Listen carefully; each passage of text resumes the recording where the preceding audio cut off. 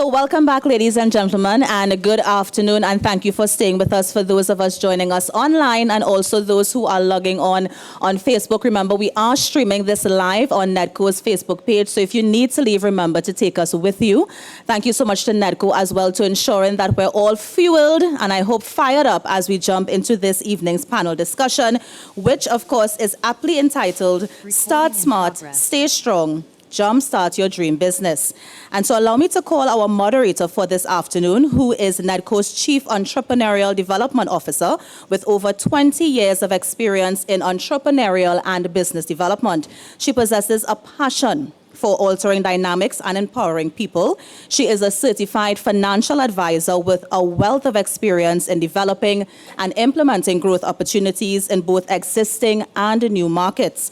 Her extensive qualifications include a master's in public administration, a bachelor's in business management, and certificates in credit risk management, compliance, risk and responsibilities, and change leadership. And that lady, as you know, you will see her when she comes on stage. She was also, I can call her gift giver because she was presenting the tokens on behalf of NEDCO. Let's welcome Ms. CARRABALLO, NEDCO's Chief Entrepreneurial Development Officer. Let's welcome her.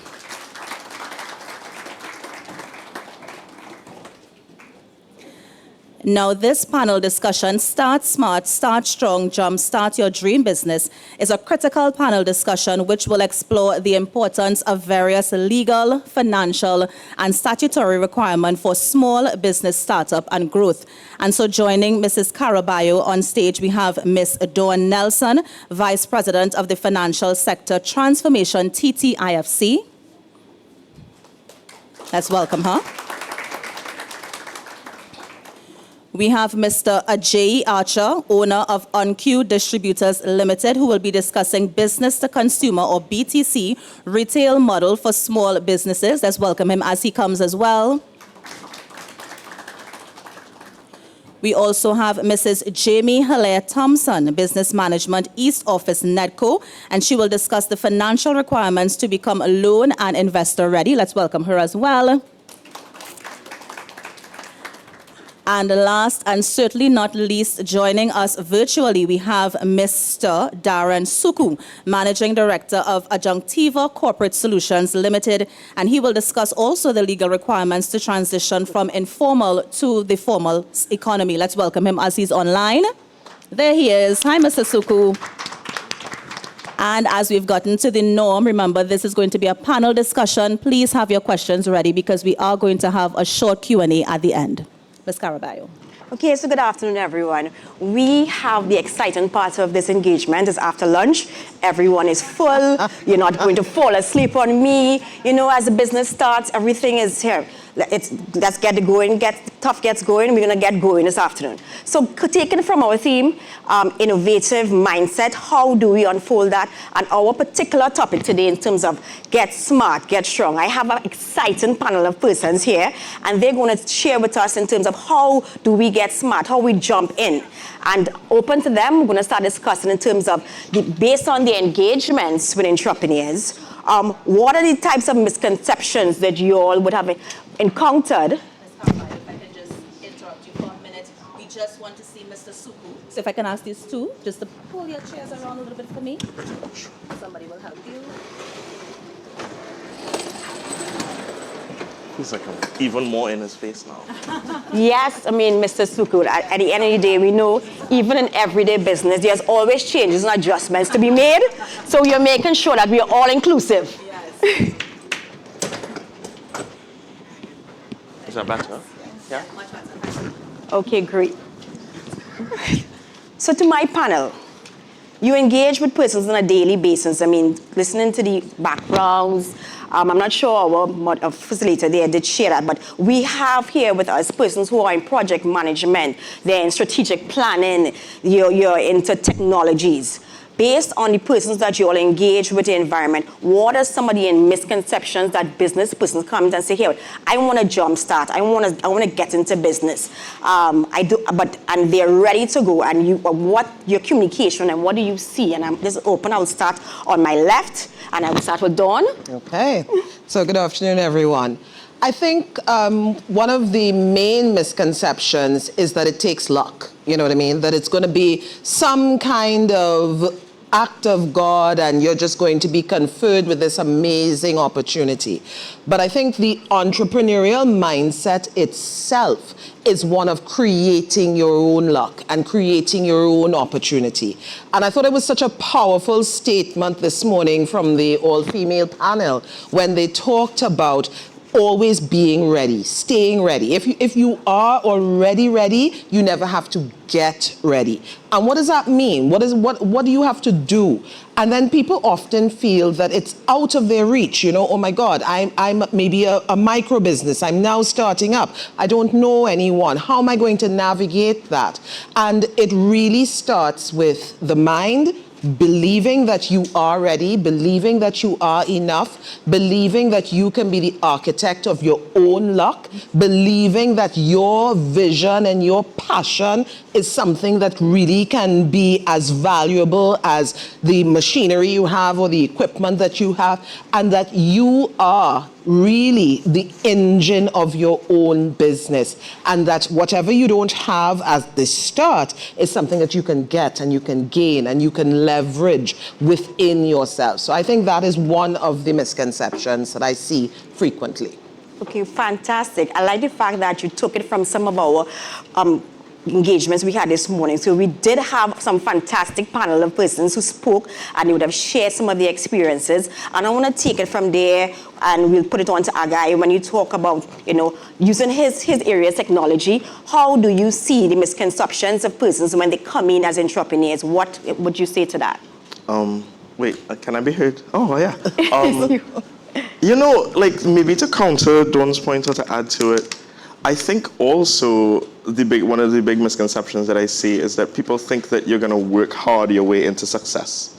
You know, and I think that a lot of business is luck, yes, but I think there is a certain part of like the kind of dogged resolution that the entrepreneur needs that he also needs to, or she or they need to be able to temper in this kind of way, because I think if I was just, for example, super determined and like was insistent on the vision that I started my business with, I would both be in debt and out of a business. You know, and I think that a willingness to see the idea that you have as something that is evolving as opposed to something that is concretized, and a willingness to be able to be wrong about your assumptions, and a willingness as well to enter your assumptions from the perspective of this could be wrong. Like, you know, like this idea of the mom test, like you give your mom something and it's like, of course she's gonna say yes. You know, like you can't just validate your business idea with your mom and your dad and your friends. Like, I think that there's so much about business that has to be considerate of the fact that you can be wrong, and that just getting up every day and doing the same thing over and over might not get you where you need to be, and you need to be able to evaluate, is it like the market isn't ready or am I just wrong? You know, and being able to kind of iterate around that. I think that was probably one of the, for myself and also for, you know, what I've been able to witness with some of the businesses that we've worked with is, are you able and willing to iterate on this model, or are you willing, or are you just gonna watch it persistently go into the ground and say that everybody's dumb and the market not ready, and like, because there will be reasons like that, you know, but I think for as long as you're in that trap, your business will be a struggle and it won't be enjoyable either. Okay, great. So Darren, we want to make sure we are all inclusive. So we see how we're using our technology. We have those who are here with us, and then we have him on virtual. So share with us your views on this particular question. Thank you very much. I must admit, in terms of business, a major misconception is that business owners of the opinion that everything has to be perfect, and that is not the case. We live in a world where change is the only constant in which we can survive in. And when we look at having just come out of a pandemic and the number of changes that were required for us to continue to have sustainable businesses, we really have to tap into our creativity. And that is one of the major conceptions. I have to have everything perfect. Everything has to be planned out. And the key thing is, I believe you have to be passionate about your idea. You have to believe in your idea. When we look at some of the major business magnates in the world, many of them failed. You know, even Einstein said, you know, I may have failed, but I know what doesn't work. And a lot of times we need to ensure that we operate in a dynamic world, and we need to be open to change. And business is a journey, it's not a destination. There is no one size fits all. And there's a lot of thinking that you have to do, there's a lot of adjustments that you have to make. Your strategy may need to be tweaked. Sometimes you may have a very short-term strategy, sometimes it may be 3 to 5 years. And a lot of the conglomerates, they all start off somewhere small. But if you look at some of the really large multinational enterprises across the world, they all start off with a very small idea. And I always believe in your idea, always believe in yourself, and always find ways, there's a Japanese term called kaizen, and they believe in continuous improvement. Always find ways to sharpen your soul, your research, plan it out on paper, envision it, see what it looks like. And it's really important for you to look at that and remember that nothing is going to be perfect. And you are going to create your own opportunities. And it's all up to you to have that plan and be able to tweak it every day, as little as it may seem. And as you get along, that experience is going to come, that business ingenuity is going to come along with you. So don't wait for a perfect world. The time to start is now. I mean, Sir Richard Branson said, if you get an opportunity, accept it and figure out how you're going to work it out later on. And that's something a mantra that I live by. Many times opportunities have come along and you question your first gut instinct is, can I do this? Your answer should be yes. Figure it out after. Right? So, believe in yourself, and as you go along, you will get closer and closer to perfection. It's a journey. It's not a destination. Good, fantastic. It seems like the mantra so far is like a lot from the panel so far is don't fail, don't quit, don't give up. It's not going to be perfect. So I want to ask now Jamie. Jamie is a business manager with NEDCO and would have interacted with lots of entrepreneurs who would come in to look for financing.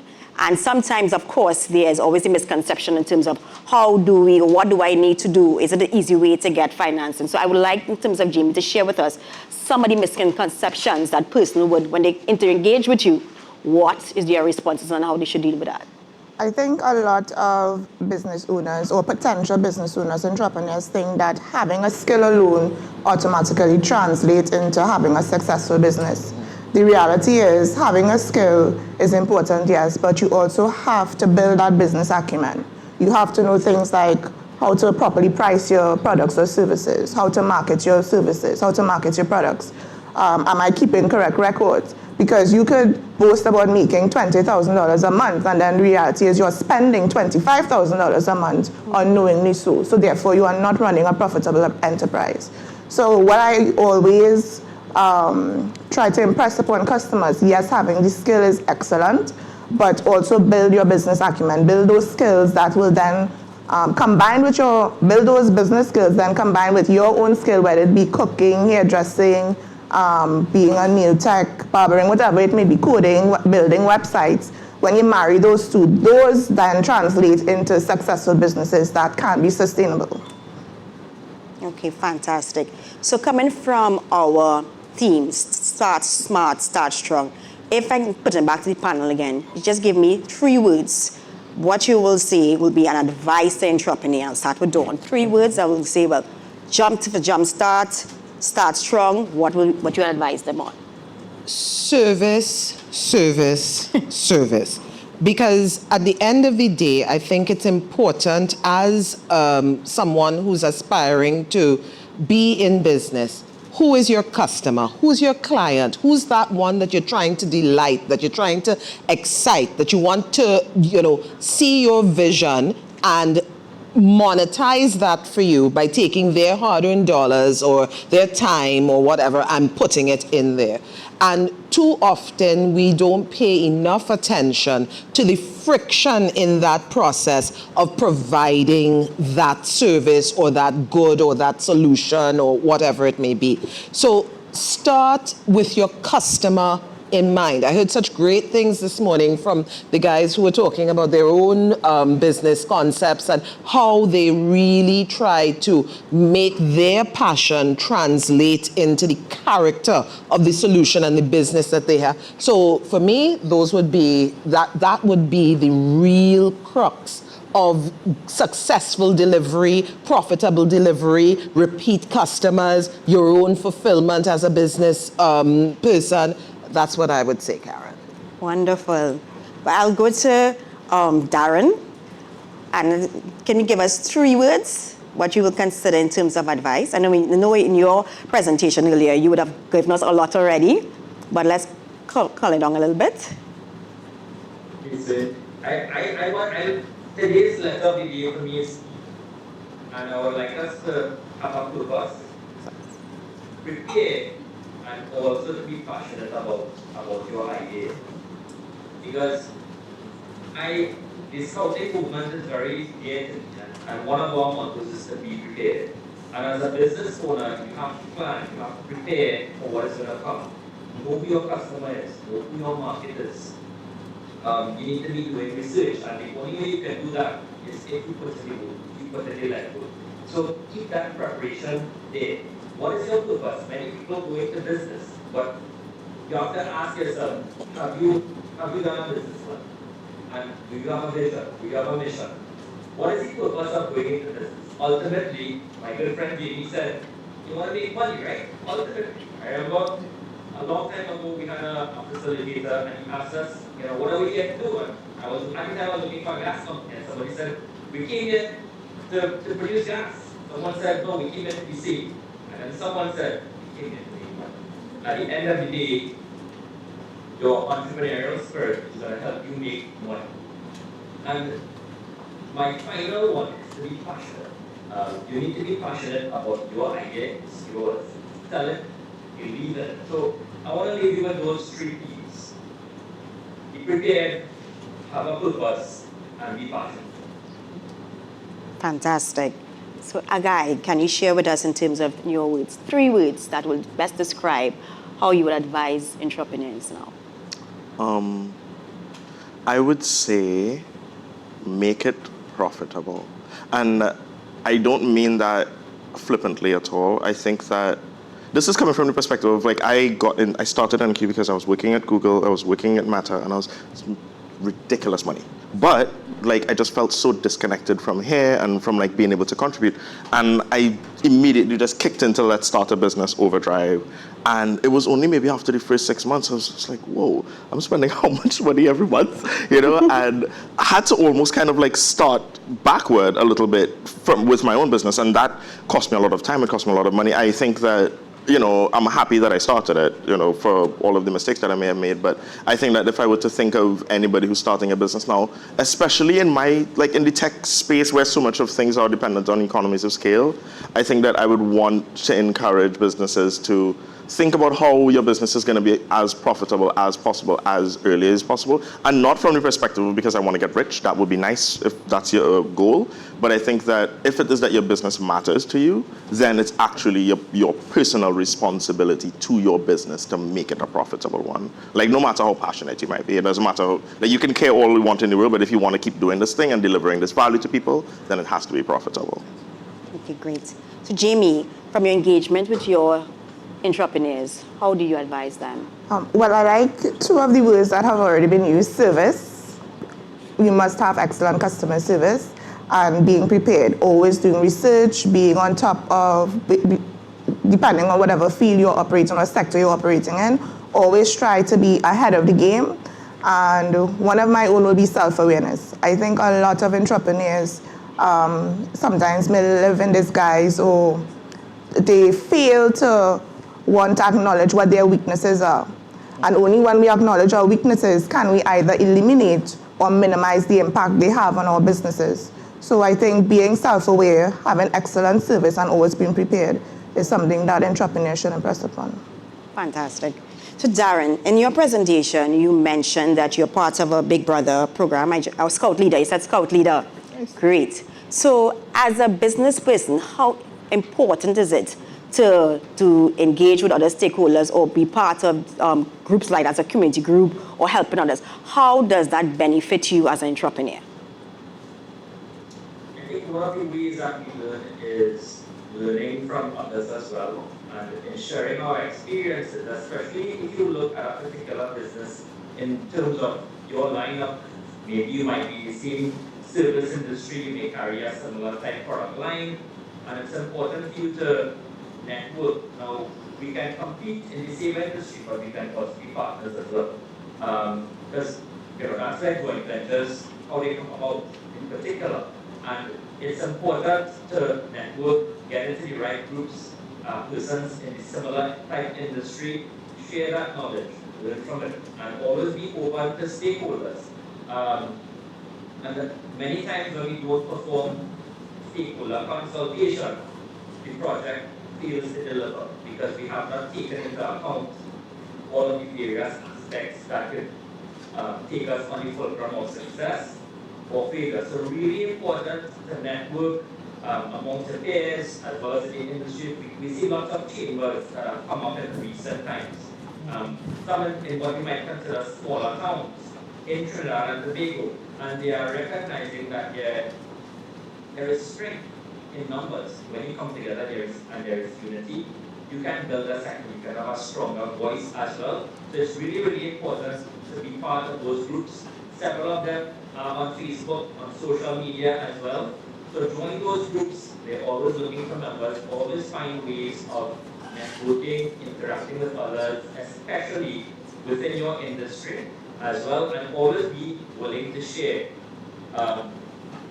I tell many entrepreneurs, I never anticipated I would be an entrepreneur. I always saw myself as an employee. But having that partnership, why settle for a salary when you can have that entire retained earnings for your entity? So, keep on networking and keep on sharing that information. It's the best way that we can do it when we interact and share with others. Right, so I want to endorse what you just said. As NEDCO team here, this is one of the reasons why we do have such forums. For those who are here at our conference and for those who are listening on virtually, we have our entrepreneurs as part of our 3-day hybrid engagement, and we have a lot of entrepreneurs down there who are selling your products, and I would like to invite all those who have not visited our booths to come down there and participate. One of the things what we do at NEDCO is to try and push as much as our stakeholder engagements, encouraging the various entrepreneurs, meeting with different organizations, because we understand the importance of advancement, we understand the importance of learning. So it's wonderful to hear in terms of your response and to encourage others. I want to take my question now to Dawn. Right, Dawn is a member of the Trinidad and Tobago Investment and Finance Company. Right, and her role here, NEDCO has partnered with her organization in terms of being able to provide better services for cash and check services for entrepreneurs.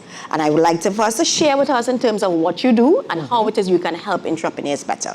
Absolutely. So if I had to distill the work of the TTIFC, it is about reducing friction, convenience, change, and choice. I think very often people think when you're talking about cashless or making things cashless or digitalizing something, people think, oh my God, you're going to force this one size fits all down everybody's throat. It's not about that. It's about the fact that you, as the citizens of Trinidad and Tobago, deserve choice, and that requires a change, and that this is a way to make things convenient. So having said all of that, the TTIFC is focused on 3 main areas. We're focused on digitalizing government payments because we want it to be possible for you to pay for your driver's permit, and you could use your Links card, you could use your credit card, you could stay at home, you could go to a kiosk. We like that omni-channel type of approach. We focus on creating an enabling ecosystem for fintech so that we want fintech organizations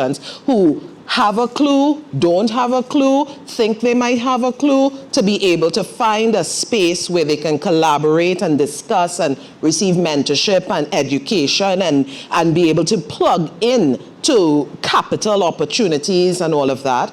And then we are very focused on financial inclusion, driving that, bringing everybody along on the journey so that there should be absolutely no reason that someone in Moruga should not be able to have the same slew of opportunities and access and service that someone in an urban area does. So those are the 3 pillars of the TTIFC. And having worked with NEDCO and your direct plug into the entrepreneurial sector, I mean, it's a fantastic segment to work with. And we have so much to do together, and we're really looking forward to it.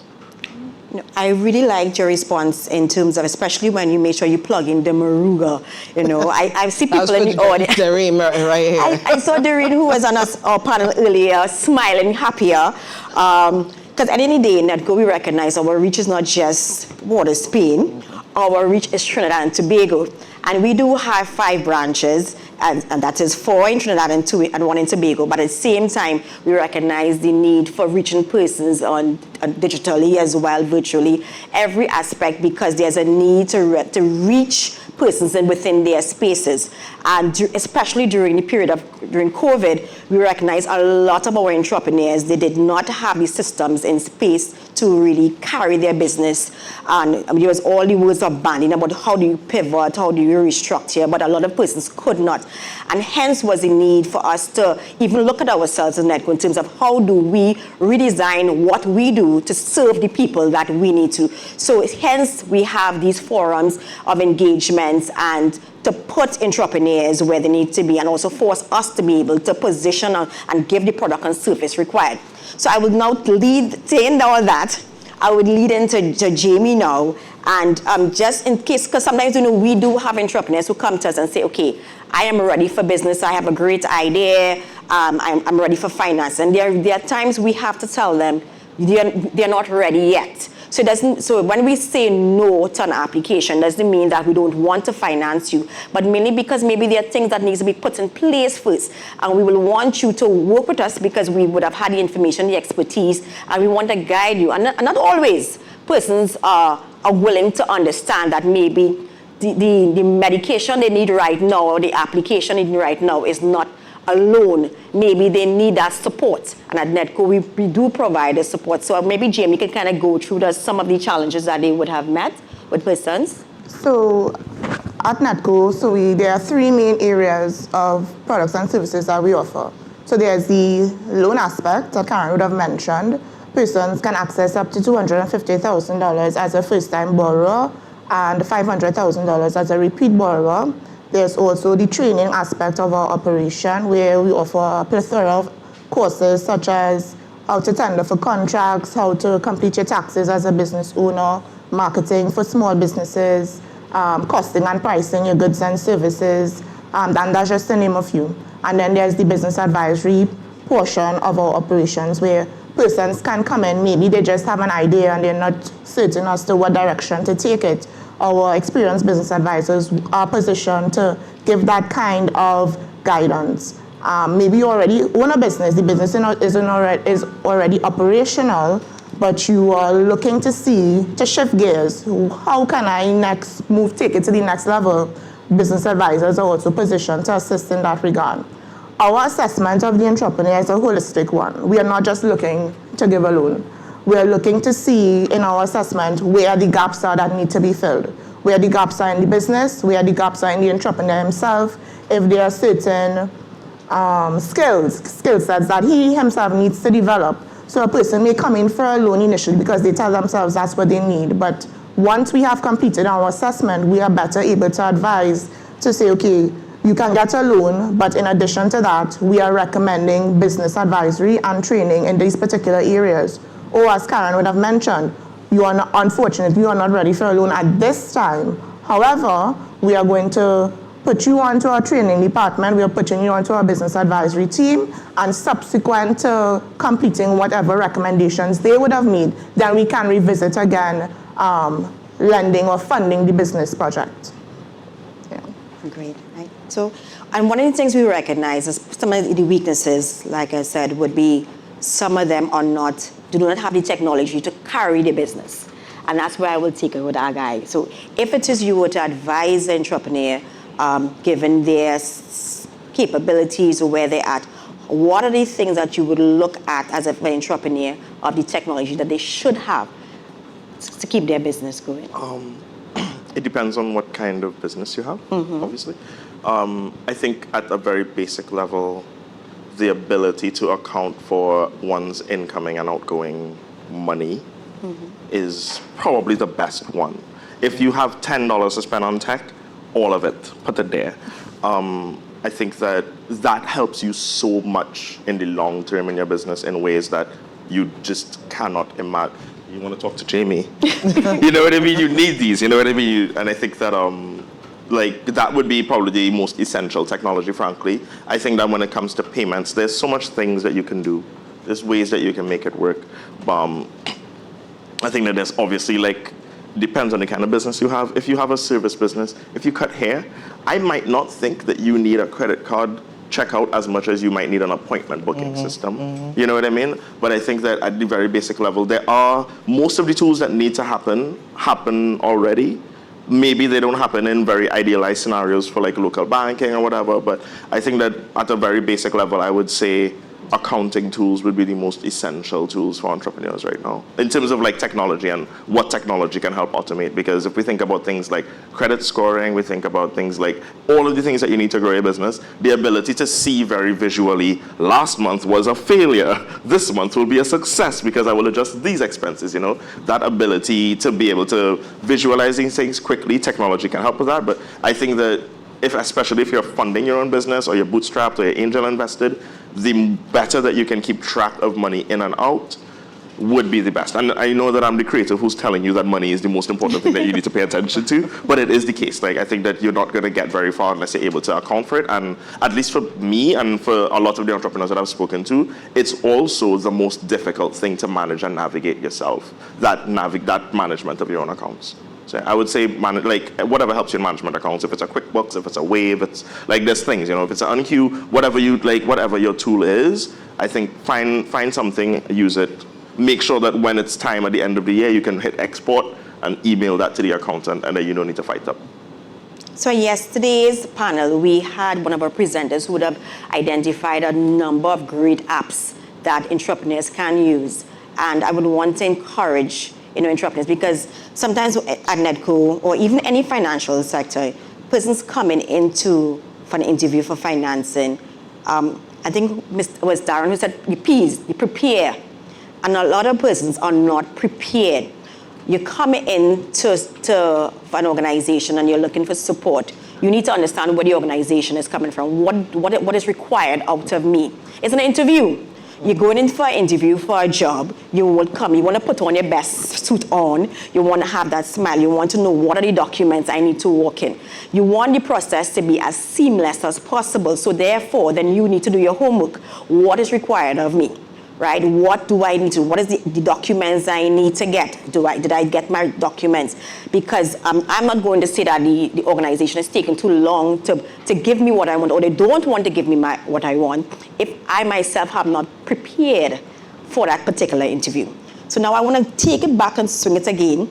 I know Dawn, she has her skill set is in strategic planning. And as an entrepreneur, and sometimes those keywords we do not understand. How do we really get into that? How am I thinking strategically to go forward? So I want you to share your insights with us. Sure. And again, I love the line between whatever your concept is and the customer at the end. And therefore, to get there, you would have a combination of things. You'll have people, you want the right people doing that delivery for you. You want a process, that can be evaluated and assessed and tweaked, and okay, I need to re-engineer this piece and I need to re-engineer that piece. And you want some kind of infrastructure, and that infrastructure could be your backyard, it could be your barber salon, it could be your, you're doing social media consulting, whatever your platform is for the delivery of that. And the points at which that can fail, that line to delighting your customer, could be in any one of those areas. So I think earlier, Ajay said, the ability to introspect, the ability to look at what's going on. And that's a little bit about what, strategic planners and business process re-engineering is about. We can assist by looking at the way in which you are set up and asking the questions, are the right people in place? Do you have the right processes? What is your infrastructure of delivery for this product, solution, idea, whatever it is?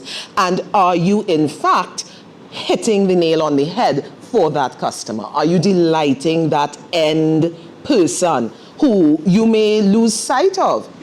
Putting in all this shiny and fancy stuff. Tech is great. Tech is an enabler. Tech is fantastic. But if you see the tech coming before you see the need being met, then you may have it a bit back to front. So that sometimes is the independent lens and the objective viewpoint that strategic consultants can give. We don't only look at the implementation of the technology, we make sure that it's an enabler for you and your vision and ultimately your customer. Okay. So I want to pause on not only asking those on my panel here and open the floor for questions. If there are any questions from the floor, yes, I recognize business there. Yes. There's a question on the other side too. Hi, good afternoon. Ryan Hamilton Davis, Trinidad Newsday. I was hoping that the panel could just speak a little bit to some of those businesses that may have started smart, strong, and then they still ended up failing and would like to start over smarter and stronger. So what advice would you give to entrepreneurs who are on their second or their third attempt at a business and they've seen the failures, they've seen the crashes, the burns, and all of those things, and they want to move forward still? Well, first of all, I believe that failing doesn't make you a failure. And it's really critical because I think the biggest resource you bring to the table is your mindset. So what's your calibration like? What's your promise, your vision, and what is failing in the delivery of that vision? Are you trapped in an echo chamber? Your mom and your dad and your tanty is telling you, great idea, but you just don't have the kind of scale to deliver it. Do you need some assistance in introspecting about what has gone wrong? Above all, don't give up. The passion and the drive of an entrepreneur is comparable to nothing else. And that desire to create is something that really should be harnessed and encouraged. But it would mean taking a step back and looking at your feedback loop. You wouldn't drive your car and never look down at the dashboard. So, you got to find a way to give yourself those inputs and check it against where you have pitched your destination. You know what I mean? So am I trending in the right way? Why has this not worked? Do I have the right people, right processes? Am I working on the right platform? And then just kind of constantly assess and reevaluate. That's what I would suggest. I would want... Can I ask some online questions? Yeah? Okay, right. Can everybody hear me? Let me know when you're hearing me. Yes, there we are. All right, so some online questions, and these are actually for you, Mrs. CARRABALLO. First question, can you repeat the sustainable business skills needed? Sustainable business skills needed. Okay, so we would have looked at a number of different areas. One of the things, of course, is taken from, I think it was DAREN, in terms of being prepared, being prepared for exactly to what are the things that you need to have in place, understanding the environment in which your business is, what is required from them. Sometimes there are statutory requirements that must be met. You do not want to have a business and your business cannot go forward because you have failed or not approved for particular areas. You want to ensure that that you have you're credit worthy in terms if you're looking for financing. What are the things you need to put in place for credit? Are you have the capacity to repay if you are taking financing? What is your skill set? If you do not have your skill set, do you have the persons within your environment to provide that support required? So these are some of the things that you would look at in terms of being able to be sustainable, to ensure where you're going, understand your vision, what is the mission you put in place. Do you have a plan? Do you have a clear plan? If it is you do not you have a business plan that will guide your processes of what you want, where it is going, what are the things that need to be put in place. If you create this plan, are you going to be monitoring this plan over a period of time? Because there are changes within the environment that you need to make sure that that for your business to grow, is your business growing or changing within the ecosystem? So, and if it is that, like I said, that you're unsure that your environment has that, where are you going to seek the support required? So at NEDCO, we do provide that support. So we have our business advisors with us. So you can sit down with us, meet, and you guide, because sometimes you need that, right? A lot of entrepreneurs come in, they are a one-man shop, and they do try to be able to do all those things which they can't. There are a number of various apps that that you can use the technology. Sometimes you don't know how to use the technologies. You don't know where to find it. Sometimes, you find a support. So these are the things I would look at. And follow-up question as well. How do you monitor the progressive growth of a small business that received a NEDCO business loan?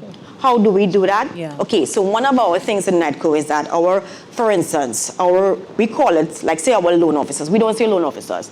We say business relationship officers. So it's about building that relationship with them. So you come into NEDCO, and one of the things we will do is that we ask more questions than anyone else. And they might say, oh my gosh, it's too much. You're invasive. You want to know my business, how it is. But the reason for that is that our role is to build entrepreneurs. It's not just to get a loan and make a profit on it. I'm not sure if we made a profit yet, but that's another thing. So we will come in, we engage, we do site visits. We want to see where you are. And the purpose of seeing where you are is because sometimes your place of business may not fit into what type of business you're doing. So that's part of our engagement. Yeah. We do pre-disbursement checks, we do post-disbursement checks. We will come and we will look and monitor here how you would have come into taking financing, how have you applied the financing, how you should, right? We will check and see maybe your structures. We will give you the advice on your records. One of the things entrepreneurs feel a lot at is that managing of their records, their books. And that is something we are constantly working on. How important is to keep your books? I think our guy said that. How do you know you made a profit? How do you know that it makes sense? How do you interpret your sales as anything? How do you know you're growing? So these are the things that we will constantly be coming. So we are calling, when we call you on a monthly basis, not because you didn't miss an installment, but we are calling because we want to know how you're doing. How can we help you if it is that we don't know? And then what we will want to encourage entrepreneurs is that be honest with us, share with us. If it is for a reason that, this month you're really doing bad, say so. Because we do provide services. We will say here, but maybe we'll make a special loan arrangement for you. We might look at making a smaller installment. We might not call in our advice and say, here, with this advice, and you need to work with this entrepreneur. But if it is you are not engaging with us, then the information we give you would not really help because we're not getting the right information from you. I have a few more online questions, but I'm not sure if there are any additional questions in the room. Yes. Mm-hmm. Hi, good afternoon. Good afternoon. In terms of applying for a NEDCO loan, in most instances, a down payment is required. You have to have some sort of financing. Am I correct? Yes, so all our loans require some form of collateral, if that's what you're referring to. Right, so if there is an entrepreneur that does not have the collateral, whether it be their stove or fridge or cash, and they have met all of the other requirements needed, meaning that they would have attended all of your courses, they have the know-it-all, etc., but they don't have the collateral to move forward. What happens then? Okay, so if the entrepreneur themselves personally cannot provide the collateral, we encourage them to seek the same support from, as we were mentioning, family and friends, those persons who may have who may be in a position to offer it or pledge it on their behalf. That's the first go-to. Then there are other options. If they can't provide the collateral, then we refer them to other organizations that may be able to assist with respect to grants and so forth in terms of funding the particular operations. But all our NEDCO loans must have collateral. That's policy. And what's the percentage of collateral that is required? Okay, so that will depend on the size of the loan, and it also depend on the risk that has been assessed with respect to the particular venture. All right, so currently loans under $50,000, we require a minimum 50% collateral. 50, all right, of the loan amount. So, and we're not, unlike the banks, we're not looking at cash collateral alone. I mean, it's always preferred, of course, but it's not necessary. We must have cash collateral. Clients are able to provide, if you have a used vehicle that is insured, you're able to offer that up, business equipment, savings on your life insurance. You can do a combination of those things, either of those things or a combination of those things to meet the minimum. Loans over 50,000, then we go to a minimum requirement of 65%. Again, you're looking at a combination of different items, and if the person does not have it, they're able to source it from close family, friends, well-wishers, investors, and so forth. That is acceptable as well. And what if they don't have that option? Well, as I said before, then we see how best we can help in terms of referring them to organizations that will be able to provide the funding without that aspect of it, but it is part of our policy. Yeah. I would want to add to what Jamie is saying.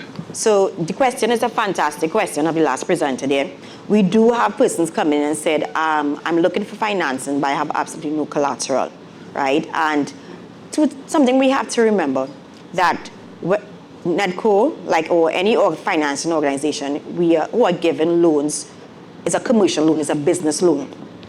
So it is not a character-based loan, is not a consumer loan. So there will be different tenants that will be looked at, and and therefore there's greater risk. So somebody might say, why there are other organizations are given no collateral loans, but we have to look back at, okay, what are the background to this particular loan? It may be another financial sector where you would have been saving money towards, so they would have already built that relationship with you because you have that component of saving within their institution, right? NEDCO does not have that, where we have that relationship where you are saving. Then we also have to look at the fact that, particularly since it's a business loan, there's expectation as a person that is going into business that you need to show some consideration, what it is you want put into it, right? While we do understand that an entrepreneur coming in, they're looking for support, we need to build that where there's a relationship showing that you would have done certain things to now benefit from getting this financing, because the risk is a shared risk in terms of the entire portfolio. So as Jamie would have identified, we would look at all the areas in which we can provide assistance to you, and where it is that we believe that based on our policy or procedures, we're not in a position to, we're not only going to let leave you, we will guide you where we think is best fit. But not to add to that as well, NEDCO is also working because we recognize the need to push youth entrepreneurs, and there are a lot of young persons who may not meet the particular requirements in terms of they may not have taken a credit before, so they don't have a credit profile.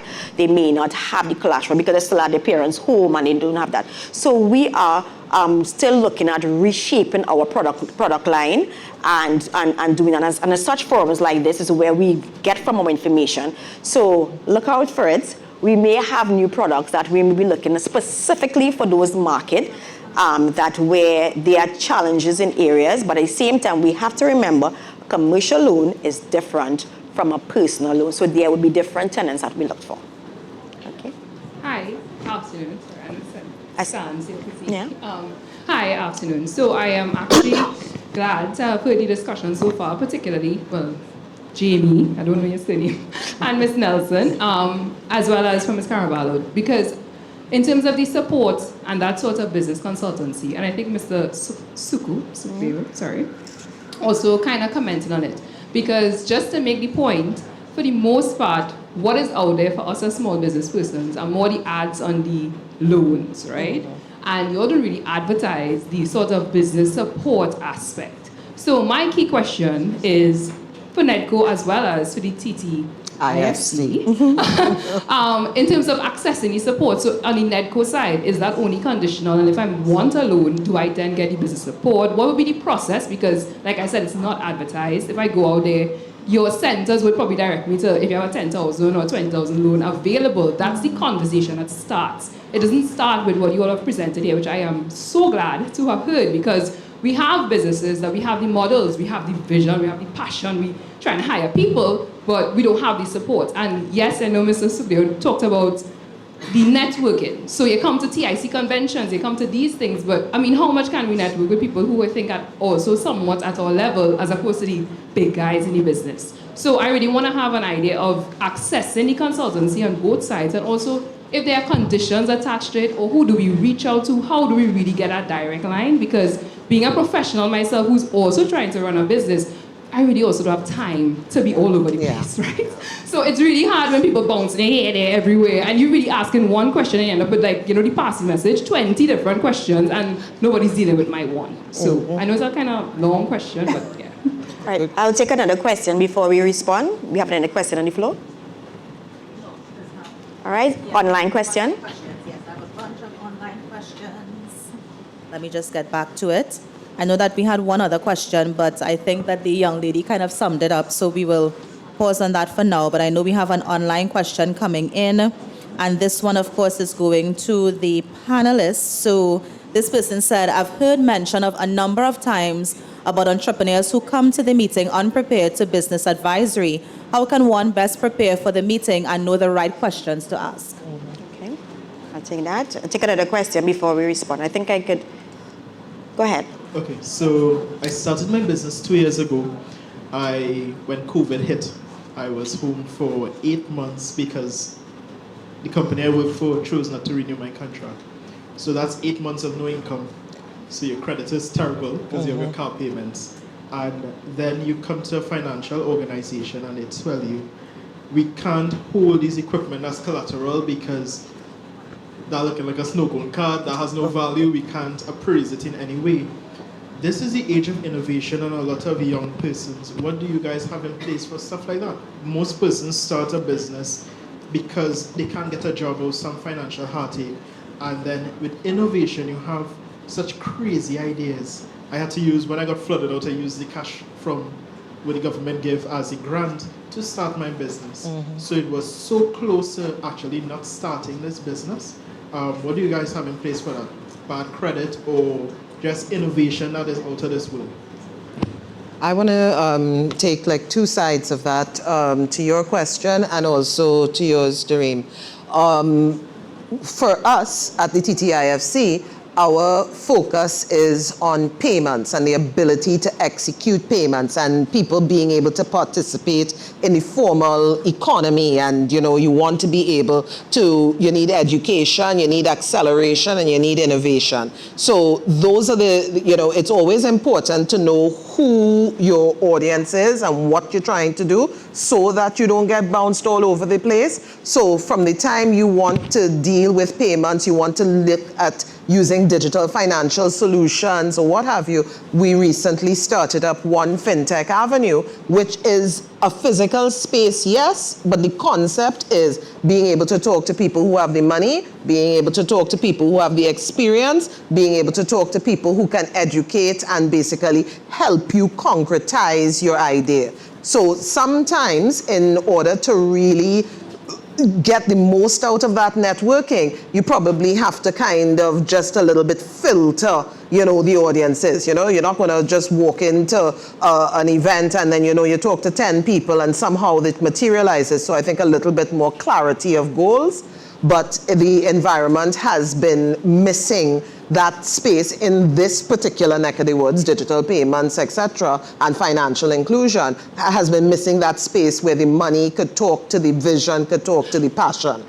in terms of innovation and being able to marry the innovative mindset of an entrepreneur with a different approach to assessment and evaluation, these are some of the things that I think technology can assist with. So in some jurisdictions, for example, they use your consistency of paying your bills, okay? So I'm paying my flow bill, or I'm paying my Digicel bill, or I've got, I'm maintaining a certain savings profile, because you recognize that there's a different profile of individual who you have to assess differently. So and when it comes to fintech solutions and costing of solutions that may be creating different products, that financial products that people could benefit from, that is where I think the innovation also has to meet the innovation of the entrepreneur. So different ways of credit assessment, that is possible through the use of technology, through monitoring broadly how this person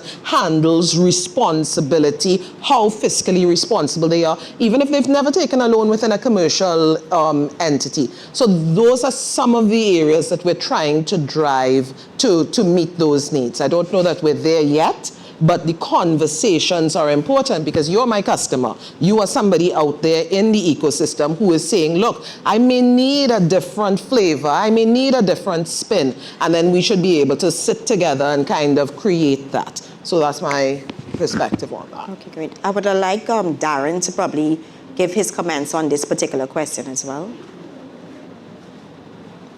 Yes, I think it's really important. Your credit is really important in your ability to be able to finance your business. But it's always good to start in small ways. So there's a lot of mention now about your utility bills that you use to determine your credit scores. And a lot of the times there's a term that I've heard in the past, and lived it a lot extent called delayed gratification. And many times when business owners start making profits, instead of reinvesting those profits into the business, they start drawing on those profits and using it as dividends, if you want to call it that. So now when you do that, what about free cash flow that the business have generated to reinvest in it has now gone to dividend salaries or dividends to shareholders in a business. And it's something that you need to ensure that you're able to manage your cash flow, and budgeting is really critical to helping you build up your credit. Because if something is not budgeted for, then is it a discretionary item? Is it mandatory? Essential? Am I going to gain a return on investment on this purchase? So for instance, a guy talked about accounting software in particular. Do you know what your numbers are? Many times you ask a client, do you know what your sales are for the month or for the week? And they are able to come up with those numbers. And you have to be very close to what those numbers are. And being able to allocate costs and having that financial discipline is really key. We need to be very, very disciplined in our approach to allocate funds and have it reserved in particular for the business. And later on, that delayed gratification is going to come. Later on, those larger assets that you may want to acquire in life, if you're a dream home, or you're looking at maybe investing in a luxury vehicle, those things come later on. And a lot of times, business owners, they attempt to grow too big, too quickly. And if you attempt to grow too big, too quickly, then you can find yourself crashing very easily. So you need to ensure that if my sales are X and my cost of sales is X, then I have a gross profit. I'll see how much of that going to reinvest to replenish my inventory. Because one of the things that you don't want to do, especially in your inventory-based business, is that when you have future customers and clients coming to you and you're out of stock on an item, guess what? You miss that opportunity for that repeat business. And as mentioned, and actually I learned something from a client in particular. That client said, the sale in 1 month. Right? And that's how we're talking about that relationship building is. So it's really about you understanding knowing what your numbers are, and knowing how much you can allocate in various arms in your business in terms of investment, inventory, equipment. Is this going to add to my sales is going to add to my bottom line? Those are key questions that you need to ask yourself in terms of being able to build your credit scores. Because your assets, your balance sheet is very, very valuable when you are going to borrow. They are essentially your balance sheet, your assets are what you own, your liabilities are what you own. So you want to increase your assets and keep your liabilities low. Credit cards, please ensure that if you are going to purchase something on your credit card, that you are able to settle that credit card debt. Because credit card interest is prohibitively expensive. So ensuring that you know what your numbers are and what you are prepared to, your cash outlay is going to look like, having that reinvested is really, really key. Then ensuring that you're able to build that credit score. And more so, show your finances that you have the ability to repeat. And some institutions, what they do is they look at your deposit history. And I always tell clients, if you have a cash business, ensure that you deposit your sales. You don't do it on a daily basis, on a weekly basis, because once that cash is lying around, guess what? Temptation is really strong. They use it for something that is not business related. So financial discipline is really key. There are lots of sacrifices in business. Many times we see business owners being very successful, but we don't know the sacrifices that they made in order to have that delayed gratification. So that financial discipline is really key to help you build your credit score and being able to have a strong balance sheet to present to your prospective financier. Great. I do appreciate the responses from both Darren and Dawn in terms of persons, entrepreneurs really looking at their finances and how you manage it, delayed gratification, what are your options. I want to take it back to one of the questions came off the floor that asked about how do we, in terms of NEDCO, give support and why they're not hearing about it. So sometimes we look at the newspapers and there's always what is on the headline. Dog bites cat or cat bites dog or however it goes. What is prominent in your ear? And NEDCO being an organization that provides the financing, persons may hear only about the loans, or you might hear about this person didn't get through the loan, or they didn't get it how they want. But at the end of the day, NEDCO has been providing support services, and this year been our 21 years of operation, right? So I want to add to that by saying, if we were to connect now on our social media pages, we recognize that NEDCO, we provided a number of free webinars almost every single month on all the current topics that is going on. So especially when COVID started in 2020, we started to scan the environment and we recognized that there was need for support, there was a need for help. So based on the need from the environment, we started to have these seminars that spoke about area. So for instance, we did on the importance of why do I need to register my business? A lot of persons were not able to benefit from the grants because government grants had their own requirements. And some of the requirements was that you need to show that you was registered. You need to show that you had records to show that you were operating before. So we had webinars that spoke to why it's important to keep your records. Things like even your NIS. A lot of entrepreneurs are very fearful of registering for NIS or making it. We had a webinar on that spoke to why do I need it? How can I register? How does it benefit me as an entrepreneur if I have NIS? So we did that. When we recognize that persons, people say if I'm paying taxes, I mean I'm giving away my money for government. We went and had a free webinar and I said, here if you register if you're paying your tax, it allows you to even to tender for contracts because all these things add value to your business. So we try as much as possible through our support systems to understand what is the need of the environment. So I will encourage for those who are listening here on our conference and those who are virtually to check into our NEDCO Facebook page check into our website, check into our social medias, and because we, as much as possible, try to provide the information. And if we are not doing it yet, let us know, and we will make it happen. Yeah. So I know there's a question coming. There from is a you. question. You answered a few because I know they have a lot of questions in terms of how they can get the financial assistance, the financial guidance. I know there was somebody as well asking about bad credit in terms of do you give financial literacy courses or webinars as well, right? Yeah. And this person here is saying, I started my small business with savings and it is already in progress, though slow. How can I get some free advice and guidance? Same thing, go to the webinars. Yeah. And I'm just circling back to the question. I will add before. to not only the webinars, right? So with the webinars, we will have it specific to the various topics. Yeah. But if you want you want the advice, we do have the business advisors. You could go on the website and make an appointment, or you can send an email to us at training@nedco.gov.tt, and we will schedule an appointment for you. But you can say, check our website. It has all our contact information. And therefore, based on your need, our advisor will meet with you. We also do site visits to your business. So the advice does not necessarily has to be that you come into our office. Yeah. So we try to be very accommodative. So you do a physical advisory, you can do a virtual advisory, or you can do one at your business place itself. And Ms. CARRABALLO, I'm circling back to the question before in terms of the business advisory. Did we address that one? Yeah. I've heard mentioned a number of times entrepreneurs come to the meeting unprepared to business advisory. How can one best prepare for the meeting and know the right questions to ask? I'm giving you about only a minute because we're out of time.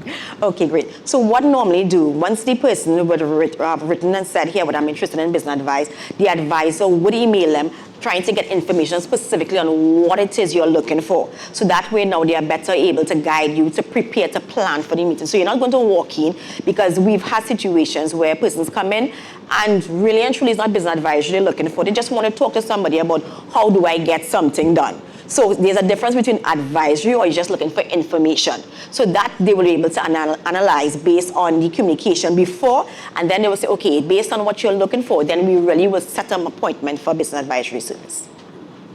Nice. Okay? All right. Well, let me thank, of course, Ms. CARRABALLO. I'm also thanking Ajay. I'm also thanking Ms. Thompson and, of course, Ms. Nelson. Thank you so much. And Mr. SOOKOO, I did not forget you online. Thank you so much for joining us, and thank you so much for the information that you shared during this panel discussion. Let's give them a round of applause. And so NEDCO would like to say thank you. Would NEDCO like to say thank you at this point? Yes? Yes? Okay, great. Yes, Marsha, can you do us the honors? So first of all, I will call Ms. Hilaire Thompson. NEDCO would like to tell you thank you so much for the information that you shared this evening. Let's give her a round of applause. Please.